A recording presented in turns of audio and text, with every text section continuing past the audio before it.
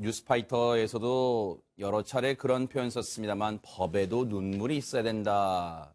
그런 얘기 했는데요. 정말로 그걸 보여주는 판결이 있었습니다. 홍순빈 아나운서. 김호인 변호사님께 한번 여쭤볼까요? 김호인 변호사님. 네. 지난해 만취 상태로 벤츠 차량을 몰고 고속도로를 역주행하다가 마주오던 택시와 부딪혀서 그 승객 한 명을 숨지게 하고 그 기사님을 혼수 상태에 빠뜨린 그 안타까운 사건 기억납니다. 네, 기억나실 겁니다. 뉴스파이터도 다뤄졌죠. 네. 근데 지금 이 사건 작년 5월 30일 새벽에 영동고속도로 강릉 방향 양지터널 안에서 일어난 사건인데요. 네. 20대 남성이 면허 취소 수치의 음주 상태로 역주행을 무려 한 7km 정도를 하다가 마주오던 택시를 부딪혔습니다. 네. 그래서 그 당시 사고 현장을 보면 택시가 정말 형체도 없이 차마 볼 수 없을 정도로 그 형해화됐고, 그 결과 30대 승객분, 이 가장이신데요. 네. 아이를 두신 가장인데 사망을 하셨고, 50대 택시기사분은 현재 혼수 상태에 빠져 있습니다. 아하. 지금 이 CG에서도요, 왼쪽에 그 처참하게 구겨진 그 차입니다. 택시입니다. 그리고 이건 가해 차량에 역주행하던 벤츠 차량이고요. 처참하게 구겨진 이 택시에서 정말 사고 당시의 처참함을 알 수가 있는데, 당시에요, 역주행하던 모습이 고스란히 찍힌 CCTV가 있습니다. 그걸 보여드리면서 한번 얘기를 이어가 볼까 하는데, 홍순빈 아나운서. 네, 그렇습니다. 당시 모습을 한번 보고 이어가 보겠습니다. 지금 새벽 시간입니다. 지금 원 안에 있는 검은색 승용차가 고속도로 한복판에서 갑자기 차를 멈춥니다. 뒤따라오던 화물차가 저 차를 아슬아슬하게 피해 나가고요. 저 승용차는 이제 이렇게 유턴을 해서 역주행을 하기 시작하는데, 도로를 달리던 다른 차량들의 지금 블랙박스 영상입니다. 간신히 이렇게 저 문제의 차량을 피해 나가고 있는 모습이 지금 이렇게 블랙박스에 남아 있습니다. 저 차량이 저렇게 계속 달리다가 저 터널에 들어서서 처참한 사고를 당한 겁니다. 정신이 있는 거예요, 없는 거예요? 정말로 근데 제정신이 아닌 거죠. 이수영 교수님, 술을 얼마나 마신 겁니까, 대체? 네, 당시에 혈중 알코올 농도가 0.176이라고 하는데요. 만취 상태고 소주 한 병 이상 먹었다, 이렇게 이제 봐야 되는데, 사실 지금 보시다시피 도저히 말이 안 되는 곳에서 유턴을 하는 것으로 봤을 때 저게 아마 고속도로라는 인식조차가 없지 않았을까, 그런 생각이 듭니다. 네. 참, 저 처참한 사고 관련해서 저 가해자가 결국은 이 재판에 넘겨졌어요. 그런데 앞서도 말씀드렸다시피 법에도 역시 눈물이 있는 것 같습니다. 김호인 변호사님, 이 사고와 관련해서 이 역주행해서 한 명의 승객, 30대 가장이었습니다. 그리고 택시 운전사분은 지금 혼수 상태고요. 지금 사경을 헤매고 있습니다. 그런데요, 이와 관련해서 재판부도 정말로 분노를 했다면서요, 김호인 변호사님. 네, 통상 재판부가 형사사건 판결 선고를 할 때 그 징역형 또는 선고형과 더불어서 판결의 이유 판시를 읽어 나가는데요. 네네. 근데 재판부도 앵커님 말씀대로 눈물이 있는 사람이고 감정이 있는 또 누군가의 가장이기 때문에 그러니까 판사이기 전에 사람이잖아요. 네, 맞습니다. 진짜. 네. 판결 내용을 제가 간략하게 말씀을 드리면 그럴까요? 판사가 얘기하기를 어린 두 자녀를 둔 피해 승객은 생명을 잃었고 택시기사는 인지 및 언어 장애로 음식 섭취, 배변 등이 불가능한 상태에 놓이게 되었다. 세상에요. 이 사고로 두 가정이 파괴되고 가족들이 심각한 고통을 겪게 됐다라고 하면서 판결문을 읽어 내려가다 감정에 복받쳐서 말을 잇지 못했다고 하고요. 법정 안에 방청객들과 관계자들은 모두 침묵에 빠졌다고 합니다. 그리고 형량 같은 경우는 지금 유턴이 금지된 곳에서 다른 차량, 유턴으로 인해 다른 차량에 큰 피해를 줬고 무려 7km를 역주행하다가 해당 택시를 정면으로 들이받았기 때문에 그 죄질이 불량하고 비난 가능성이 매우 높다라고 해서 특가법 위험운전치사상 혐의를 적용을 해서 3년 6개월을 선고를 했습니다. 이게 굉장히 받아들일 수 없는, 7년, 죄송합니다. 7년입니다. 7년을 선고했는데 이 죄질에 비해서는 개인적으로는 너무 낮은 형량이 아닌가라고 생각을 합니다. 이 판사님도 말을 잇지 못했고, 저도 이 얘기를 듣고 말을 잇지 못하다 보니까 우리 김호인 변호사님이 저를 대신해서 계속해서 선고 형량도 읽어주시고 얘기를 이어가 주셨어요. 아마 여러분들도 같은 마음이실 거예요. 판사님도 이 판결문을 스스로 직접 작성한 이 판결문을 읽어 내려가다가 그 처참하게 파괴된 두 가정을 생각하다 보니까 목이 메인 거예요.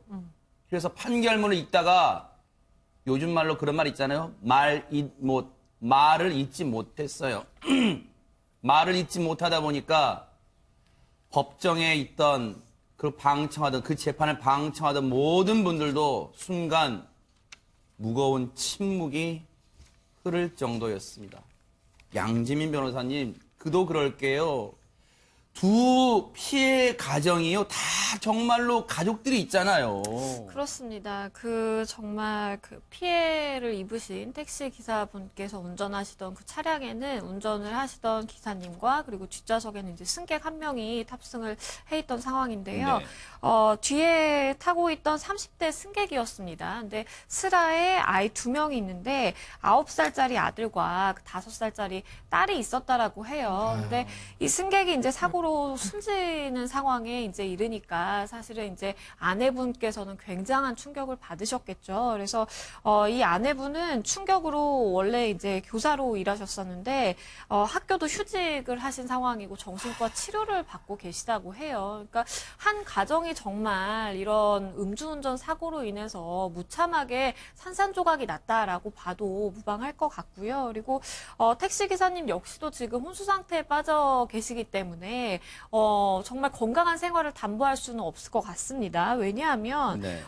지금 판단을 받기로는 인지 및 언어 장애가 있을 것이고 그리고 음식 섭취라든지 배변이 세상에요. 불가능한 상황이기 때문에 정말 홍수 상태에서 깨어나신다고 하더라도 이것이 정말로 원래의 그 사고 전의 상황으로 돌아갈 수 있느냐라면 굉장히 좀 가능성이 희박해 보여요. 그렇기 때문에 사실 이 30대 승객이나 50대 운전자가 가장으로 있는 그 가정을 이 음주운전을 한 20대 남성이 정말 파괴했다라고 봐도 과언이 아닐 것 같고요. 네. 우리가 늘 음주운전에 대해서 정말 이거는 준 살인행위에 가깝다. 우리가 살인행위로 마찬가지로 봐야 된다라고 하면서 뭐 경각심이 요새는 많이 높아졌다라고는 하지만 본인은 정말 저렇게 어이없게 고속도로에서 유턴을 해가지고 역주행을 하는데도 기억이 안 난다라고 지금 어이없게 변명을 하고 있잖아요. 음주운전을 하지 말아야 된다라고 우리가 늘 얘기를 하지만 또다시 사실 강조해도 지나침이 없는 것 같습니다.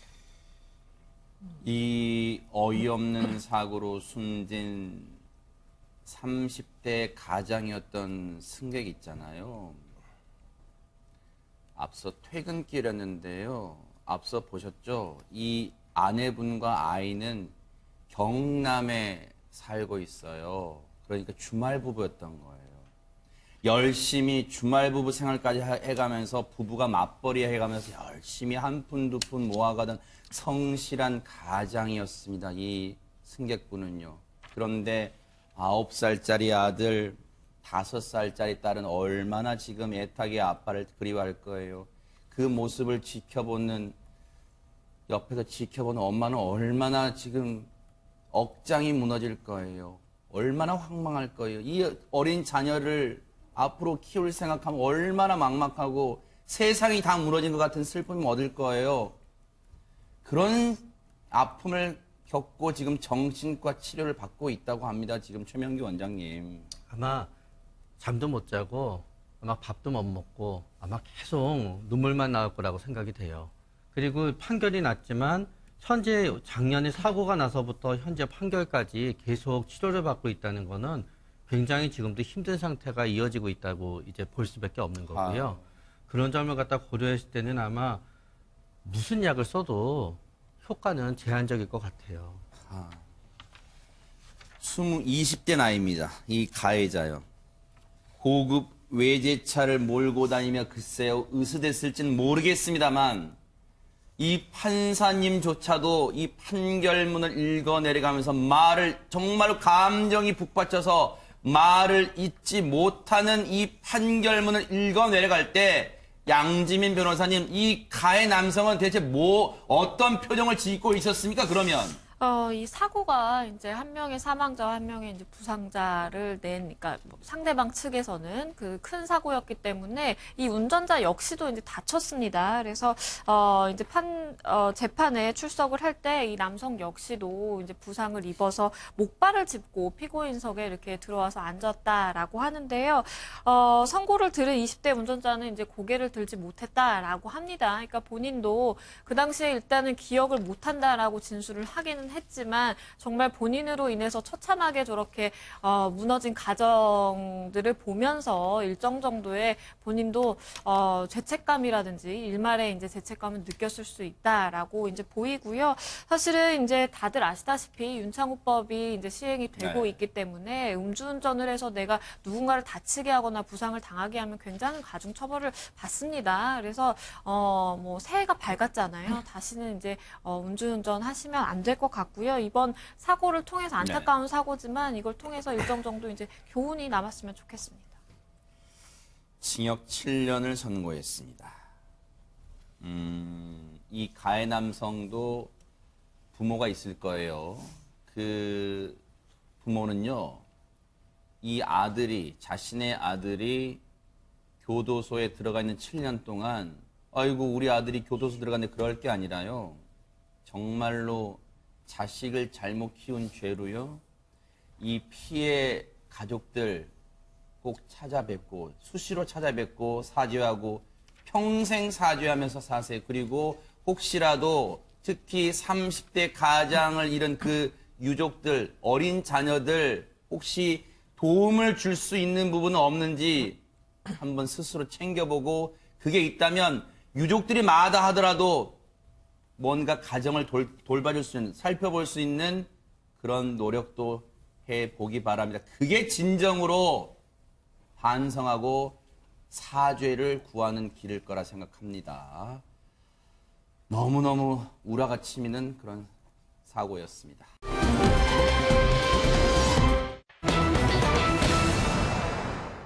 심석희 선수하면 정말 우리 쇼트트랙의 간판 선수죠. 내로라 하는 간판 선수입니다. 그런데 이 심석희 선수가 그동안 말 못할 고통 속에 살았다는 내용 저희가 뉴스파이터가 전해드린 바가 있는데 더 충격적인 내용의 고백이 나왔습니다. 양지민 변호사님.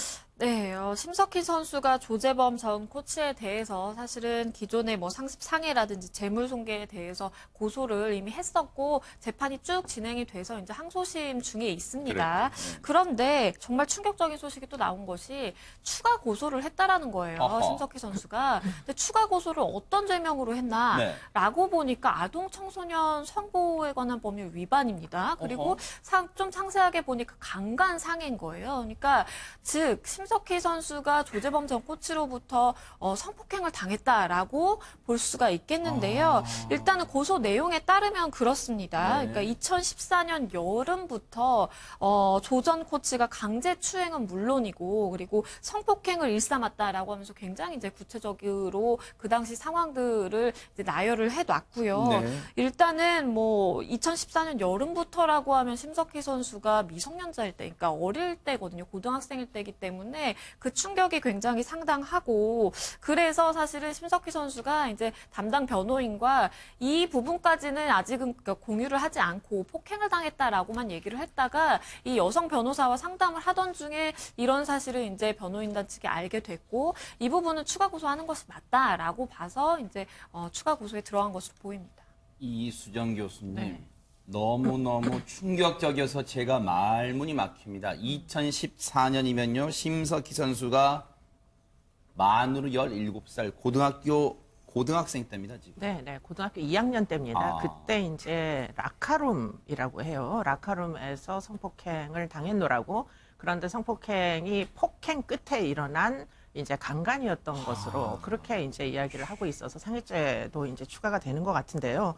지금 17살입니다. 그러다 보니까 성보호법의 조촉을 받아가지고 지금 이제 미성년자에 대해서 강간 상해 혐의로 지금 이제 혐의가 이제 네. 결정이 된 거고요. 물론 뭐 입증이 되어야 되는 과정이 있기는 합니다만 네. 지금 만약에 이제 유죄 판결이 나오는 경우에는 이건 사실 무기징역까지 나올 수 있을 정도로 굉장히 중대한 범죄예요. 아하, 네. 더군다나 이제 위계나 위력 관계에 있는 본인의 결국은 코치와 학생 뭐 그 선수 사이에서 일어난 일이다 보니까 네. 그것도 은밀한 CCTV가 없는 라카룸 그것도 이제 선수촌과 지금 뭐 그 대학 내에 있는 네. 그 라카룸에서 일어난 범죄이다 보니까 거의 악성 요건들은 전부 다 갖춘 상습 아하. 이제 강간이란 말이에요. 그렇기 때문에 만약에 이게 혐의가 인정이 되면 지금 저 코치분은 다시 사회로 돌아오기가 쉽지가 않을 것이다. 네. 이런 생각이 들 정도로 심각한 범죄입니다. 네.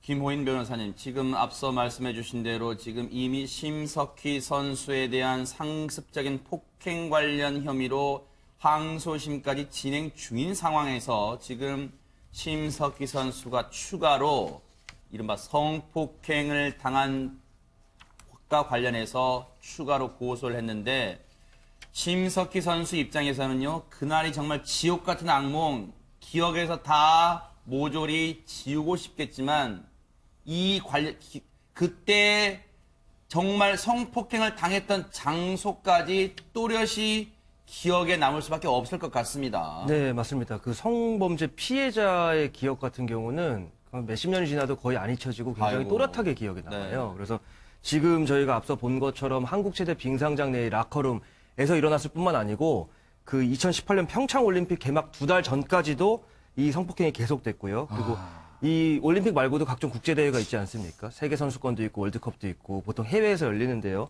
그 이제 대회 기간 전후로 집중훈련을 하는 기간에도 범행이 계속 이루어졌다라는 심석희 선수의 주장이 있고 네. 근데 이런 건 나중에 이제 수사를 거쳐 재판을 가면 이게 CCTV나 이런 게 찍혀 있지 않아도 피해자의 일관된 진술, 신빙성이 있는 진술은 증거로 채택이 되거든요. 그리고 심석희 선수가 지금 이 용기를 내서 지난달에 이제 그 조재범 코치의 항소심 공판에 또 출석을 했는데 그랬었죠. 여기서 심석희 선수가 뭐가 아쉬워서 거짓말을 하겠습니까? 이 상황에서. 이건 정말 용기를 내서 이렇게 밝혀진 거고 또 우리 교수님 말씀하신 것처럼 이수정 교수님 아까 무기징역까지 나올 수 있다고 했는데 충분히 그렇게 보여지고요. 똑같은 위력 위계를 사용한 성폭행이라도 단순 일회성, 이회성에 그친 게 아니고 이건 네. 4년 동안 네. 한 사람의 인격을 말살하는 범죄거든요. 거의 네. 뭐 살인죄 이상의 극악무도한 범죄라고 생각되기 때문에 좀 엄벌에 처해져야 된다고 생각을 합니다. 심석희 선수가 일단 성폭행 관련해서 추가 고소를 했습니다. 심석희 선수의 얘기대로라면 조재범 전 코치란 사람입니까? 사람이에요? 홍순빈 아나운서.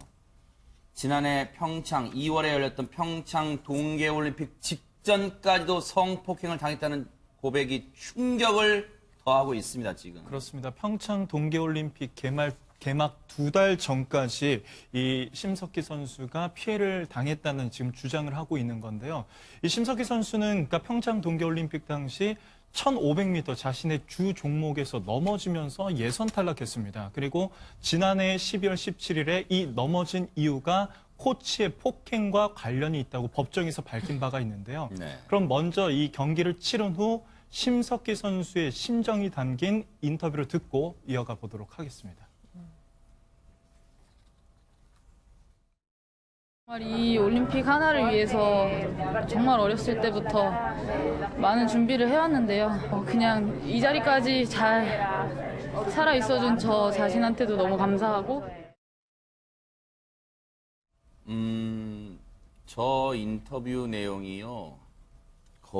근 1년 전, 그러니까 평창 동계올림픽 당시 그때 인터뷰니까 근 1년 됐어요.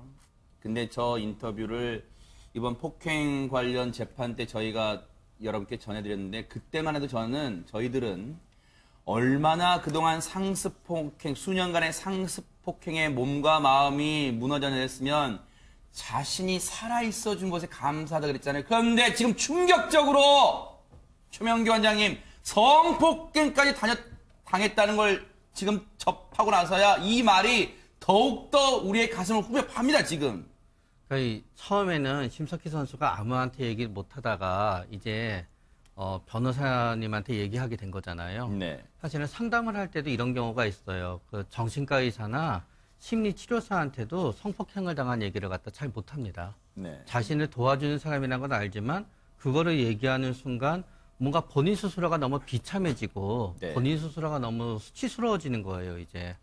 그렇기 때문에 그런 감정을 갖다 갖고 다른 사람은 아무도 모르는 나의 비밀을 간직하고 산다는 거는 네. 매일매일 그냥 그거를 살면서 직장 생활하고 학교 다니기도 벅찬 거거든요. 네. 그 와중에 연습을 해야 됐었고 또 그 와중에 자신의 가해자를 매일 접해야 되는 거고 또 저는 아마도 심석희 선수가 이렇게 밝히지 못한 거는 아마 그 가해자가 어쩌면 이거를 밝히겠다는 것 자체를 협박을 했을 수도 있고요. 네. 또 응하지 않았을 때는 당연히 폭력이 행사하게 됐었고요. 네. 또 아마 이런 과정 중에서 거부했다가 선수 생활을 못하게 되는 다른 사람에 대해서 아마 얘기를 들었을 수도 있어요. 네. 그러니까 지난 몇 년 동안은 겉으로 볼 때는 국가대표이고 기대주의이고 굉장히 화려했지만 아하. 본인의 내면은 진짜 비참할 대로 비참하게 됐기 때문에 오히려 기대가 올라갈수록 상대적으로 본인은 더 우울해지고 본인은 더 슬펐을 거예요. 그렇기 때문에 본인의 말처럼 심석희 선수 본인의 말처럼 진짜 하루하루 죽지 않고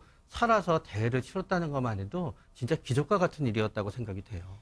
혹시 시청자 여러분들 중에 그런 생각 하시는 분 계실까요? 아니, 그러면 이 사실을 가족이나 주변 사람한테는 왜 알리지 못했을까?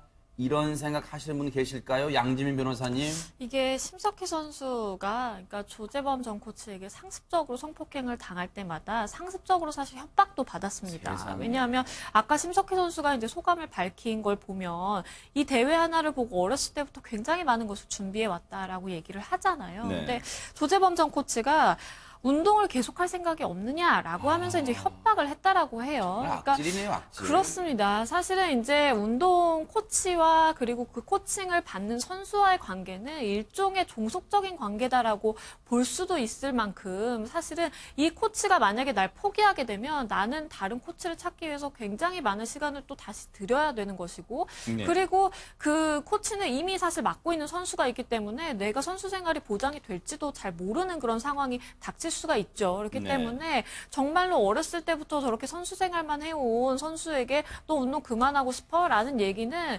정말로 그보다 더한 협박이 없다라고 생각을 하고요. 그리고 여성으로서 성범죄에 대해서 사실은 내가 피해자다라고 털어놓는 것이 굉장히 어려운 것이 네.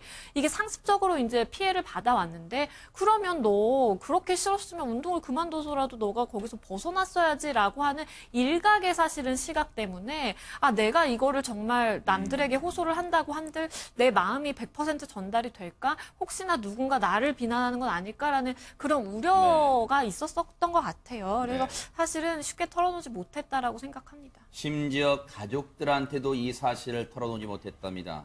그러면 이수정 교수님, 네. 흔히 이 성폭력 범죄에서 나오는 표현대로 혹시 뭐 그루밍 성폭력, 혹시 그렇게도 이번 사건을 볼 수 있나요? 어떻습니까? 근데 그런 부분이 틀림없이 있어 보이는 게 사실은 이 코치와의 관계가 굉장히 어렸을 때부터 이제 발탁이 된 거 아니에요? 저 코치에 그랬다면서요, 의해서. 네. 그런데 폭행은 물론 뭐 어렸을 때부터 이제 있었긴 하나 그렇게 되면 아버지랑 같이 지낸 시간보다 저 코치랑 같이 지낸 시간이 더 많아요. 그러네요. 결국에는 이 어린 아이한테는 결국 보호자의 역할을 했던 사람입니다. 저 사람이. 그러니까 집으로부터 떨어져 나와서 선수촌 생활을 하면서 결국에는 이 뭐 보호자로부터 지금 폭행도 당하고 성폭행도 당하고 이러다 보니까 사실은 그루밍 기간이 틀림없이 있었을 것이고 그리고는 이제 그게 성폭행으로 17살이 돼서야 이제 네. 강간이 이루어졌다. 이런 이제 얘기들이기 때문에 네. 그런데 이제 지금 이제 항소심이잖아요. 네. 그 폭행 재판은. 폭행, 네. 네. 그런데 지금 이제 일각에서는 이런 질문들을 아마 틀림없이 저 코치의 피고인 측 변호사들은 주장을 할 겁니다. 애당초에 왜 그럼 성폭행 피해를 발굴을 안 하고 지금 1심 판결이 끝나고 항소심에서 이제서야 이제 문제 제기를 하느냐. 네. 이제 아마도 지금 이 혐의와 연관해서 다투어질 내용으로 보이고 이미 이제 그런 종류의 전략을 세우기 위해서 조재범 코치란 사람은 지금 완전 성폭행 혐의에 대해서는 완전 지금 그런 적 없다 이렇게 잡아띄고 있어가지고 네. 지금 이런 부분들이 아까 말씀하신 피해 진술이 아주 전문적으로 잘 확보가 돼야 네. 결국에는 이 피해 진술을 증거로 해가지고 지금 성폭행 혐의가 유죄 판결을 받을 수 있지 않을까. 굉장히 지금부터가 중요하다 이렇게 그러니까요. 보입니다. 사실 앞서도 말씀드렸지만요. 심석희 선수가 정말 남몰래 가족들한테조차 말할 수 없는 고통을 안고 지옥 같은 4년 넘는 시간을 혼자 견뎌 왔어요. 그런데 어렵사리 용기를 낼 수 있었던 그 이유, 배경이 있었다면서요, 최명기 원장님? 맞습니다. 팬이 보낸 편지 때문에 그런데요. 아. 보통 팬들이 보낸 편지를 보면은 그동안 힘들었군요. 앞으로 용기를 내세요. 뭐 그런 편지잖아요. 네. 근데 이 팬의 편지는 약간 달랐던 거예요. 어떻게요? 이렇게 폭행을 당하고 폭행이 당했다는 거로 이렇게 전부 다 모든 국민이 알게 된 다음에도 선수 생활을 열심히 하는 당신이 너무 자랑스럽다고 보냈다는 거예요. 그렇기 때문에 심석희 선수가 내가 이렇게 폭행을 당하게 되면 폭행 피해자들은 자기가 왠지 몇 년 동안에 바보같이 당했지라고 생각하면서 굉장히 우울해지게 되거든요. 거기에서 벗어날 수 있었다는 거죠. 네. 내가 폭행을 당하고 열심히 사는 모습을 갖다 보여줌으로 인해서 용기를 얻는 사람이 있구나라고 생각하다가 보니까 네. 사실은 심석희 선수가 이 재판 과정 중에 이 조재범 코치의 자기 변호를 봤을 때 얼마나 화가 많이 났겠어요. 뭐 네. 열심히 지도를 하다 보니까 폭행이 됐습니다. 뭐 죄송합니다 그랬지만 네. 어떤 의미에서 조재범 코치가 심석희 선수를 폭행할 수 있었던 데에는 나에 대해서 고발할 수가 없다는 거는 성폭행 여부를 갖다 심석희 선수가 노출할 수 없기 때문에 나에 대한 폭행도 고발하지 못할 거라고 생각하고 더 폭행을 갖다 가했던 거거든요. 아하, 네. 그렇기 때문에 심석희는 용기를 내게 된 거죠. 만약에 내가 여기에서 성폭행 사실을 갖다 내가 알리더라도 그게 나한테 수치나 부끄러움이나 내가 더럽혀지는 게 아니라 네. 내가 이럼에도 불구하고 잘 살아간다는 걸 보게 되면은 네. 더 많은 사람들이 용기를 내고 잘 살아가게 될 거고 네. 우리 사회에서 이런 부분이 고쳐지게 될 거고 네. 선수들도 이런 부분이 고쳐지게 될 테고 네. 결국 나의 그동안 당했던 고통이 의미가 없지는 않다는 것을 자기 삶에 다른 의미를 부여할 수 있기 때문에 네. 용기를 낼 수 있게 된 것 같아요. 네. 이에 대해서 지금 조재범 전 코치란 사람은 어떤 입장을 내놓고 있어요? 홍수민 아나운서. 네, 조재범 전 코치는 말도 안 되는 소리다, 사실이 전혀 아니다라며 이 심석희 선수에 대한 성폭행 의혹을 전면 부인하고 있습니다. 네. 지금 앞서도 시청자분들 중에 그리고 이수정 교수님도 그 말씀해 주셨습니다만 그럼 왜 이제 와서 이 성폭행 관련해서 추가 고소를 하느냐 이에 대해서 심석희 선수의 변호인이 설명을 한 게 있어요. 제가 들려드릴게요. 심석희 선수에게 조재범 전 코치에 대한 이 성폭행 혐의 관련해서 처벌 의사를 여성 변호사와 1대1 심층 면접 이후에 확인했대요. 그래서 신중한 논의 끝에 지난해 12월 17일 날 경기 남부지방경찰청에 조재범을 아동 청소년 성보호에 관한 법률 위반, 이른바 강간상해 등의 혐의로 고소를 했답니다. 그런데 그럼 왜 이제 와서 이걸 언론에 밝히냐? 당시에 경찰이 이런 요청을 해왔대요. 조재범의 핸드폰 등 증거를 확보할 필요가 있기 때문에 고소 관련, 이 성폭행 관련, 이 강간상해 관련 혐의 사실을 비밀로 유지해달라는 요청을 일단 경찰에 해왔대요. 왜? 증거를 일단 수집해야 되니까요. 이 강간상해 관련해서요. 그래서 당시 형사 공판 기일에는, 즉 재판 기일에는 부득이 이 상습 상해 부분, 즉 폭행 혐의 부분에 대해서만 피해자 진술을 하게 됐다는 게 변호인 측의 설명이에요. 이제 와서 느닷없이 한 게 아니에요, 시청자 여러분. 그동안 경찰이 일단 조재범으로부터 증거를 수집해야 됩니다. 그러려면 뭐 휴대폰 등 이런 거 압수물을 분석을 해야 되니까 일단은 이걸 좀 비밀 유지해 주세요. 미리 밝히면 저쪽에 대응 논리를 만들어낼 수 있으니까 혹시 김원희 변호사님 이런 경찰이 그런 이유 때문에 요청했을까요? 어떻습니까? 충분히 그 경찰이 요청한 부분이 설득력이 있고요. 네. 이 12월 17일을 저희가 살펴보면 이날이 어떤 날이냐면 네. 작년 저희가 뉴스파이터에서 다뤘는데 항소심 조재범 코치의 항소심 공판에 심 선수가 출석한 그랬죠, 네. 그날 이제 고소장을 이미 다 준비를 해서 네. 증거를 첨부해서 제출을 했을 거고 아하. 이게 워낙 언론에서 관심이 있게 다루는 사건이다 보니까 심석희 선수가 이미 그날 언론에 이거를 이제 공표하는 거에 대해서는 문제가 없었을 거예요. 근데 그렇게 되면 이제 담당 수사관 얘기한 것처럼 증거인멸의 우려가 많고 하기 때문에 네. 당연히 이거는 수사가 이렇게 네. 공개되지 않은 채로 갔어야 된다고 생각이 듭니다. 네. 한때는 기자회견, 쇼트트랙이 좋은 성적을 내면 코치가 언론의 전면에 나서서 환하게 웃는 얼굴로 우리 이렇게 노력해 잘했어요라고 했던 그 조재범 전 코치의 웃는 얼굴이 너무너무 가증스럽게 느껴집니다. 이 부분 정말로 입에 담기도 싫은 이 부분 성폭행 관련 혐의에 대해서도요. 앞으로 법에 따끔한 단죄가 있기를 기대를 해보겠습니다. 뉴스파이터 계속해서 추적을 해보도록 하겠습니다.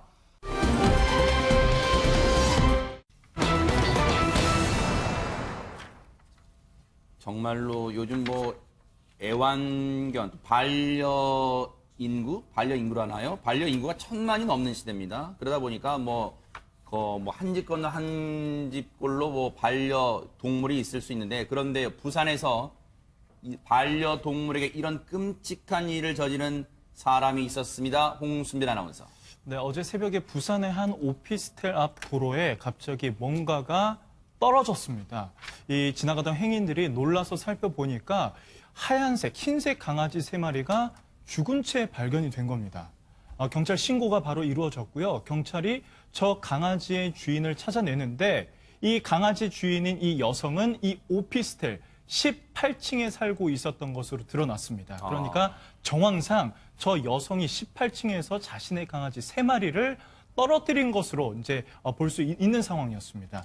상황은 이제 정황상 좀 급박해 보였습니다. 그래서 경찰이 경찰 특공대까지 이제 투입을 해서 119 구조대와 보건소 직원들과 이렇게 집으로 한번 올라가 보는데요. 인기척이 없으니까 현관문을 강제로 열고 집 안으로 이렇게 들어갑니다. 들어가 보니까 여성이 불안한 증세를 보이면서 이렇게 주저앉아 있었다고 하네요. 저 여성은요, 곧바로 이날 병원으로 옮겨져서 치료를 받고 있다고 합니다. 자, 일단 경찰이 앞서 보신 것처럼 초인종 누르고 노크도 해봤습니다만 인기척이 없으니까 안으로 강제로 문을 열고 들어갔어요. 갔더니 여성이 저렇게 웅크리고 있었는데 일단 경찰 얘기 들어보시고 이어가 보도록 하겠습니다. 그 지인들 말에 의하면은 자살 우려 내지는 우울증 증세가 있었다. 그래서 접근이 조금 힘들었는데 지금 아주 불안정한 상태이기 때문에 그 애완견 투신 투기 부분까지는 지금 아직 확인이 못 됐습니다. 일단은 제 뒤로도 지금 뿌옇게 처리된 사진 보이시죠? 그 강아지 3마리가 생각을 해보세요, 여러분. 18층 높이에서 떨어졌다고 생각해 보세요. 지금 강아지 3마리가 죽은 채 발견된 모습, 지금 화단 쪽, 이 인도의 옆에 있는 화단 쪽으로 지금 일단은 옮겨놓은 그 사진을 지금 뿌옇게 저희가 어쩔 수 없이 불가피하게 처리했고요. 당시에요, 이걸 목격하신 분들은 얼마나 또 소스라치게 놀랐을까요? 목격자분 얘기 들어보시고 이어가 보도록 하겠습니다. 갑자기 탁탁탁 소리 나더니 사람들 옆에 그 주변에 다 뵙혀서 다 깜짝 놀라더라고요.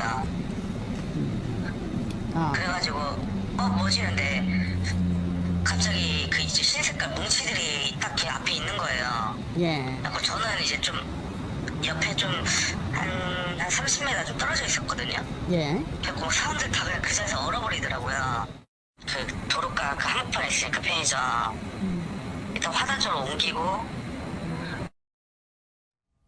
그런데 김호인 변호사님, 앞서 일단 영상상으로 보면은 저 여성이 사는 집에 일단 경찰이 들이닥칩니다만 일단은 처음에는 저 개가 바닥에 떨어졌을 때 저 개만 가지고는 주인이 누굴까 특정하기 어려웠을 텐데 어떻게 저 오피스텔에 거주하는 여성으로 특정할 수 있었을까요? 네, 일단 지금 인터뷰한 시민들을 비롯해서 많은 시민들이 놀라서 경찰에 신고를 했고요. 네. 경찰이 현장에 출동을 해서 이제 그 이미 숨이 멈춘 강아지들의 사체에서 반려견 마이크로칩이라는 게 있거든요. 그게 뭘까요? 워낙 이제 반려견이 많고 이제 주인을 잃어버렸을 때 찾을 수가 없으니까 이 내장 칩을 심어 놓습니다. 조그맣게. 몸 안에요? 예, 예. 아. 그럼 이제 주인의 정보가 나오는데요. 그래서 네. 이제 경찰이 이 마이크로칩을 확보를 했고, 아하. 근데 이제 몇 호에 사는지를 알 수가 없어서 네. 이제 목격자들 진술과 일일이 이제 그 오피스텔을 다 탐문을 했다고 해요. 아하. 그래서 이제 피의자를 특정하고 발견했다고 합니다. 네.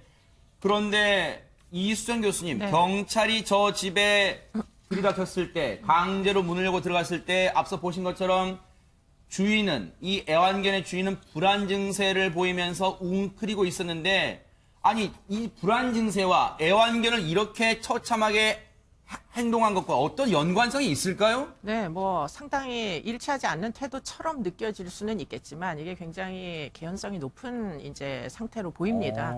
지금 집안에 애견, 그러니까 굉장히 애견인이었던 것 같고 반려견과 함께 찍은 사진들이 막 붙어 있었다래요. 아하, 네. 더군다나 이제 그 애완견들한테 마이크로칩을 심기 위해서는 상당히 애정이 있지 않고서는 혹시 뭐 없어졌을 때 찾으려는 의도가 있지 않고서는 이런 거를 돈이 드니까 잘 안 하시는데요. 네. 그런데도 이렇게 세 마리한테 다 이런 거를 심는 거를 보면 상당히 애착이 있었던 본인이 키우던 반려견인데 그거를 자기 손으로 저렇게 추락을 시켰다라고 하는 얘기는 이 분의 당시에 이제 정신 상태로 봤을 때 뭐 네. 심각한 이제 우울증과 그로 인해서 아마도 극단적인 선택을 하려고 했던 게 아닌가. 아하. 보통 이렇게 극단적인 선택을 하려고 하는 이제 사람 중에 자신의 자식이나 네. 뭐 또는 애완견이나 이런 사람들 이런 이제 그 대상과 네. 관계가 쉽게 분리가 안 돼가지고요. 아하. 나의 일부라고 생각을 하니까 아하. 내가 이 세상을 정리를 하기 전에 네. 내가 사랑하고 애착을 느끼는 이들을 먼저 정리를 하겠다 이런 종류의 판단 뭐 일종의 착오를 한 게 아닌가 이렇게 이제 추정이 됩니다. 실제로 최명기 원장님, 이 여성이요, 자신의 지인에게요, 극단적 선택을 암시하는 문자까지 보내는 바람에 주변 분들이 신고까지 하는 상황까지 있대요. 그러니까 이분이 이제 3마리의 이제 반려견을 키웠잖아요. 그거를 보면은 아마 평소에는 이분이 심한 우울증에 빠지기 전에는 아마 이 반려견이 네. 이분한테 살아가는 커다란 이유가 됐었을 거예요. 네. 근데 우울증이 어느 정도 심해지다가 보면 반려견을 돌볼 수가 없어요. 산책도 아하. 시킬 수 없고. 네. 그때부터 이제 반려견에 대해서 상당한 이제 죄책감이 들게 되거든요. 네. 그러다가 보면은 반려견이 있음에도 불구하고 본인이 극단적인 선택을 하게 되면 우리가 흔히 상식적으로 생각할 때는 내가 극단적인 선택을 할 것 같으면 반려견을 다른 데 입양을 보내면 되지 않아라고 생각을 하잖아요. 우울증 상태에 있게 되면은 단지 마음이 슬픈 게 아니라 생각이 정지가 돼요. 집중이 안 되고 일도 할 수 없고 불안하고 미칠 것 같거든요. 네. 그러다가 보니까 내가 죽고 반려견을 아무도 안 키워주게 되고 어차피 굶어 죽을 거라고 생각하다가 보니까 내가 먼저 이 개를 갖다 하고 본인이 죽어야 된다고 생각했는데 막상 본인은 죽지 못하겠는 거예요. 그래서 바꿔 말하면 이 반려견 3마리가 결국은 이분의 목숨을 구한 거예요.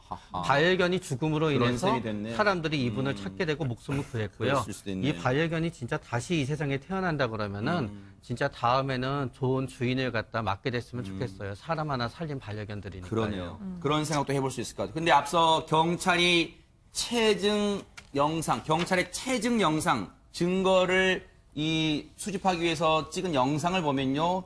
그 집에 들이닥쳤을 때 이 집안 곳곳이 얼핏 나옵니다. 보면 심하게 어질러져 있는 그 집안 내부가 저 20대 여성 견주의 심리 상태를 고스란히 보여주는 게 아닌가 이런 생각도 해보는데, 그런데 양지민 변호사님, 어쨌든 이 여성에게 죄를 물을 수 있는 겁니까? 어떻습니까? 일단은 동물보호법 위반을 적용할 수 있을 것 같습니다. 동물보호법에는 동물을 이제 학대하는 행위에 대해서 금지돼 있고 이제 처벌을 하고 있는데요. 네. 18층 높이에서 강아지를 던져서 죽인다는 것 자체가 사실 굉장한 학대 행위로 볼 수가 있고 네. 그렇다라고 한다면 이제 동물학대로 그 동물을 죽음에 이르게 한 경우기 때문에 2년 이하의 징역 또는 2천만 원 이하의 벌금까지 처해질 수가 있고요. 물론 이 견주가 심리 상태가 굉장히 불안했기 때문에 내가 무슨 행동을 하는지 잘 몰랐다라고 이제 항변할 가능성도 있지만 사실은 이제 비슷한 사례에서 내가 극단적인 선택을 하기 전에 내 자식들을 먼저 살해한 다음에 내가 죽어야겠다라고 하는 경우에, 그런데 죽지 못했을 경우에도 실제로 이제 살인죄로 처벌을 받는 경우가 있기 때문에 마찬가지로 본다라고 한다면 본인이 무슨 행동을 하는지 몰랐을 정도로 그렇게 뭐 심신미약이라든지 상실 상태에 있었다라고 보기엔 조금 어려운 측면이 있지 않나 싶습니다. 그러네요.